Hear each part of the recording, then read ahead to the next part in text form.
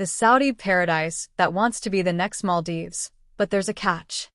In order to take flight into the warm sea air, the egret lifted its head, leaned forward, and slowly elevated its body. With its wings lowering a whisper from the turquoise shallows, it circled languidly as if pulled by an unseen hand, across little sandbars as white as its feathers. It seemed to examine the area for a minute, taking in the arc of Overwater homes and the way the sun danced on the sea.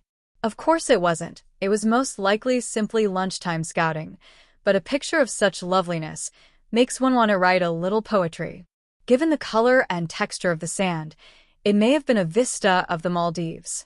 The water was so clear and the November sunlight so plentiful that it may as well have been Mauritius or Zanzibar. It wasn't even close to being the Philippines, Seychelles, or the most picturesque islands in the Caribbean. If not for the new Saudi Arabia stamp in my passport, I may have stood there for hours without figuring out where I was. I was in the Red Sea Islands of Saudi Arabia, which are around 200 kilometers distant from Egypt's beach resorts. Few nations have as much ambition, wealth, and unrealized tourist potential as Saudi Arabia, nor are they as mired in mystery and controversy. The country just began granting visas to tourists in 2019, but since then, it has unveiled new tourism initiatives that are so futuristic and bizarre that they might have been taken straight out of a science fiction movie. The Red Sea Project's Paradise Islands, on the other hand, are already within reach. While the area's new international airport is expected to be finished by the middle of 2025, flights are already taking off and hotels are starting to open. First, however, you probably have questions. Is it safe to go to Saudi Arabia? Yes, the UK's Foreign and Commonwealth Office simply advises against traveling to Yemen's border, which is 1,200 kilometers from the Red Sea Islands, about the same distance as London to Madrid. The rest of the nation is green, although the turbulence around Yemen has caused cruise companies to cancel their Red Sea cruises. This location is just as far away from the issues. Are bikinis permitted in Saudi Arabia? Indeed.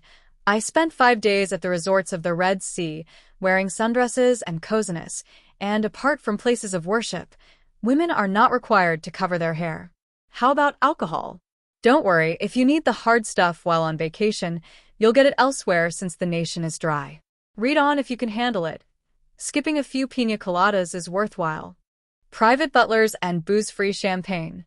The Red Sea utilizes its natural resources instead of developing a whole new area from the ground up, in contrast to the majority of Saudi Arabia's other tourist giga projects. These islands aren't man-made, despite their ridiculously blue sea and smooth white beaches. Some were created by volcanic eruptions, while others were built by coral or just the tides.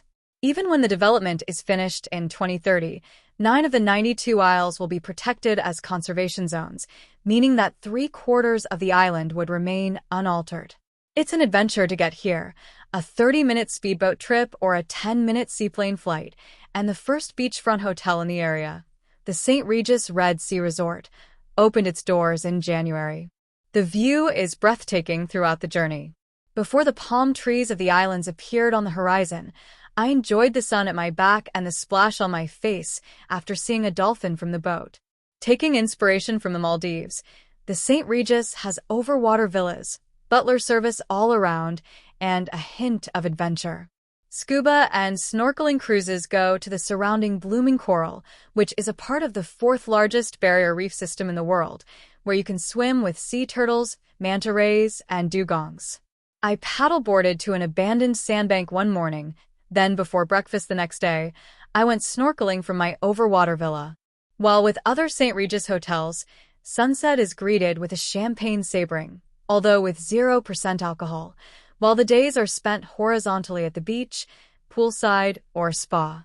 Every night, the swish of a sword sent corks flying into the air.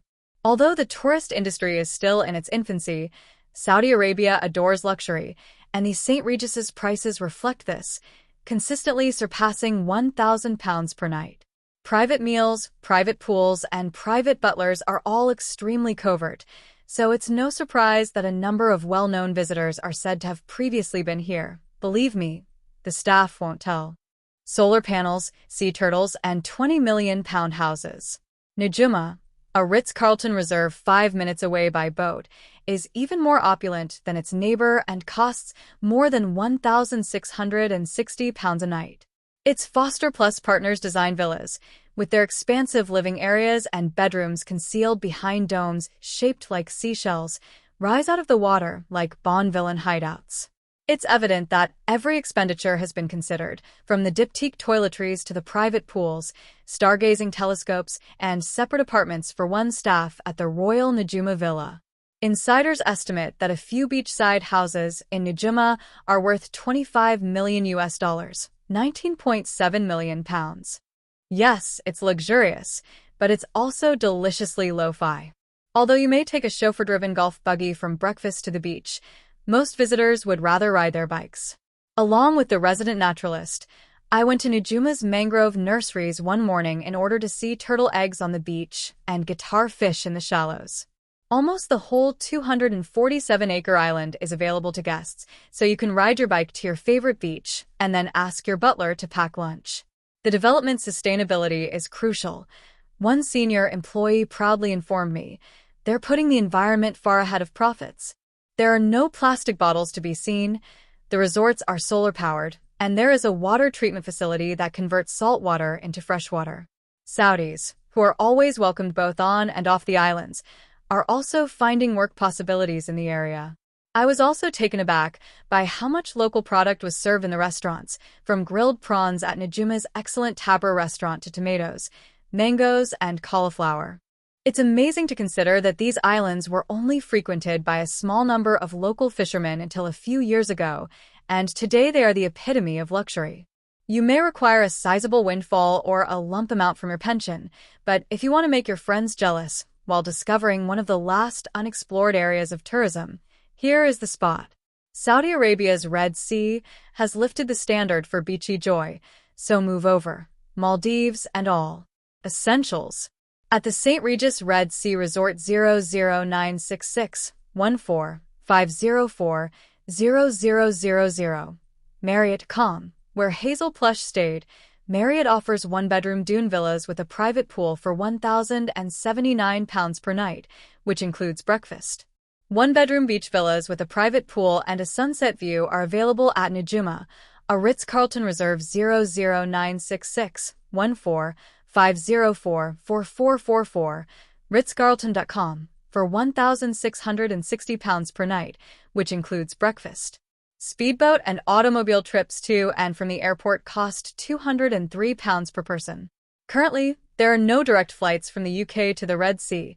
Instead, you must travel from Dubai with FlyDubai, flydubai.com, or transfer in Riyadh or Jeddah with Saudia, saudia.com. Return airfare for flights from Heathrow to Red Sea International with Saudia starts at around £700. Enjoy award-winning British journalism to expand your horizons.